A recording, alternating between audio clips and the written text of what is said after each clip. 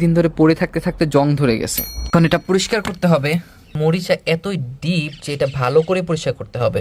Traditionally আমরা এটা পরিষ্কার করতে স্যান্ড পেপার ইউজ করি, কিন্তু আমি এই স্যান্ড পেপার ইউজ করব না, কারণ এত ডিপ মরিচা আমি যদি স্যান্ড পেপার দিয়ে পরিষ্কার করি তাহলে এই কেচিটা অনেকটুকু ক্ষয় হয়ে যাবে। তাহলে উপায় কি, পরিষ্কার কিভাবে করা যায়? আমি পরিষ্কার করব এই WD-40 দিয়ে।